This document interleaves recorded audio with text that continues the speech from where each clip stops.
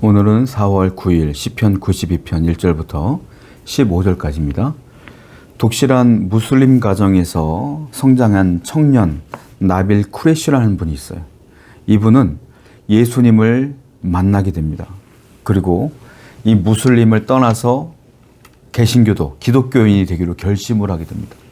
그는 인생에서 가장 어렵고도 힘든 결정을 앞에 두고 있어요. 이제 무슬림을 떠나서 하나님을 믿는 사람으로서 살아가려는 결정을 하는데, 무슬림이라는 것을 포기하게 되면요, 독실한 무슬림 가정에 성장한 그는 가족을 버리는 꼴이 되는 거예요. 가족과의 관계가 마비가 됩니다. 가족에서 그는 떠나게 될 수밖에 없는 거예요. 그리고 무슬림이라는 그 공동체에서도 받아들여지지가 않는 것이에요. 그럼에도 불구하고 그는 용기를 내서 예수 그리스도를 믿는 그 믿음을 선택하게 됩니다. 나빌 쿠레시는 하나님을 믿는 신앙을 선택함으로 가족과의 거리가 멀어지게 되는 것이고, 그 이슬람 공동체를 완전히 떠나게 되는 것을 보게 됩니다. 나중에 나빌이 이런 얘기를 해요. 내가 믿었던 무함마드는 한 사람에 불과했지만, 그리고 내가 믿은 예수 그리스도는 한 사람이 불과한 것이 아니라 그로 인하여 수많은 사람들이 구원을 받는 구원자요 지존자이기 때문에 내가 예수 그리스도를 믿게 되었다라고 표현합니다. 시편 92편은 이와 같이 하나님을 만난, 지존자 하나님을 만난 사람의 간증과 같은 내용이에요. 자, 어떻게 고백하고 있는가 한번 살펴볼게요. 1절부터 5절 보겠습니다. 지존자여, 시편금과 비파와 수금으로 여호와께 감사하며 주의 이름을 찬양하고 아침마다 주의 인자하심을 알리며 밤마다 주의 성실하심을 베품이 좋으나이다. 여호와여, 주께서 행하신 일로 나를 기쁘게 하셨으니 주의 손이 행하신 일로 말미암아 내가 높이 외치리이다. 여호와여, 주께서 행하신 일이 어찌 그리 크신지요. 주의 생각이 매우 깊으시니이다. 하나님을 만난 이 시편 기자는 이렇게 고백합니다. 지존자여, 내가 수많은 악기를 동원하여 하나님께 예배합니다. 예배의 자리로 초청하는 거예요. 자, 하나님을 만난 사람은 뭐하냐? 예배한다. 예배자가 돼야 된다. 하나님을 예배하는 즐거움에 참여해야 된다라는 겁니다. 또 뭐라고 말합니까? 주여, 내가 주님을 찬양하는데, 아침마다 찬양하고 밤마다 찬양하는데, 아침에는 주의 인자하심을 찬양하고 밤에는 주의 성실하심을 찬양하는 것이 뭐라고 했습니까? 좋으니이다. 좋으니이다는 뭡니까? 원래 뜻은 마땅합니다라는 뜻이에요.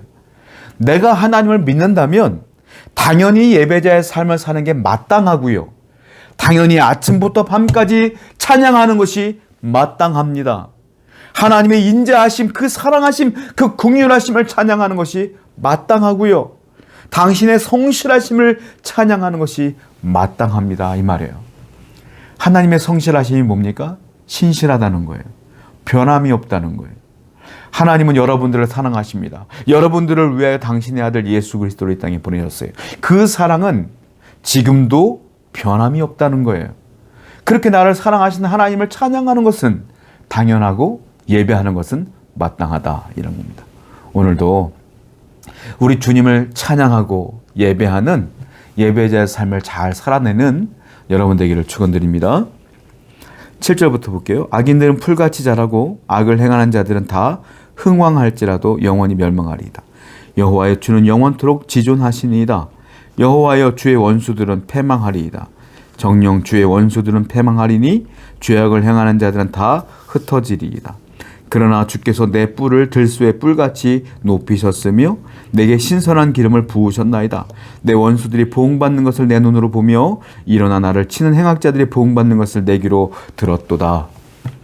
그런데 이 시편 기자에게는 고민이 있는 거예요.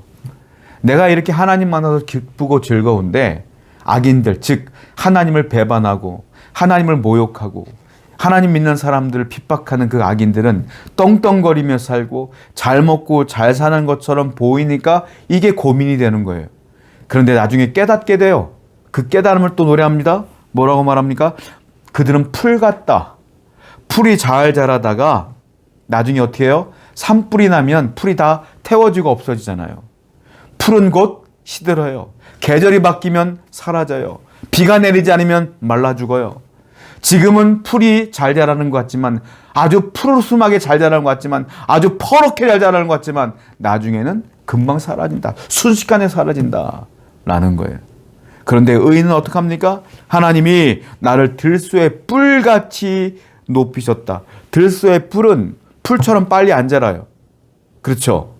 성장하면서 자라는 게 뿔이잖아요. 그런데 어떡합니까? 아주 단단합니다. 들소에게는 그 뿔이 무기예요. 아주 강력해요. 잘 부러지지도 않아요.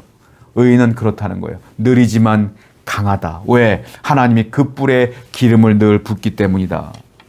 결국은 악인들은 무너질 것이며 의인들은 흥할 것이다 라는 거예요. 성도 여러분, 하나님을 믿다 보면 이와 같은 고민을 할 때가 있어요. 악인들이 승승장구하는 것 같을 때가 있어요.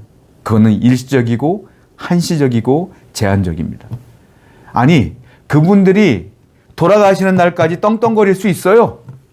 잘 먹고 잘 살 수 있어요. 그런데 죽으면 어떻게 돼요? 죽으면 지옥 가는 거예요. 결국은 끝나는 거예요.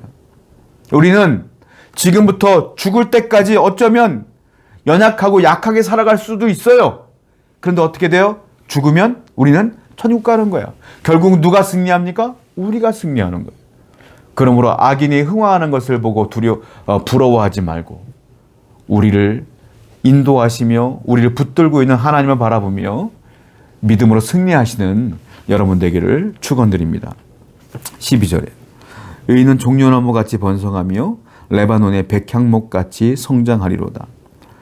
이는 여호와의 집에 심겼으며 우리 하나님의 뜰 안에서 번성하리로다. 의인은 뭐라고 합니까? 종려나무 같고, 그리고 의인은 백향목 같다. 백향목은 성전 기둥을 만드는 나무예요. 종려나무는 100년에서 150년 사이를 살면서 계속 열매를 맺어요. 그래서 이 종려나무와 백향나무는 어떻게 합니까? 여호와의 집에 심겼습니다. 그래서 그 뜰에서 번성한다. 무슨 말이에요? 의인은 나무, 종려나무도 다르고 백향목도 달라. 그런데 중요한 건 둘 다 여호와의 뜰에 심겼다. 그래서 그 뜰 안에서 번성한다. 즉 우리는 하나님 믿는 사람으로서 하나님 앞에서 뿌리 내리는 자로서 하나님 뜰 안에서 성장할 것이며 번성할 것이며 풍성하게 살 것이다 이 말이에요. 우리의 뿌리는 어디에? 하나님께로. 하나님의 말씀으로. 그러면 하나님께서 우리에게 이 풍성함을 허락해 주십니다. 오늘도 여러분들의 뿌리를 하나님의 성전에 하나님 말씀에 잘 내리기를 축복합니다. 기도하겠어요. 종려나무처럼 백향목처럼 하나님의 뜰 안에 숨겨져 있는 우리 모든 성도의 삶이 되게 해 주옵소서. 예수님의 이름으로 기도드렸습니다. 아멘.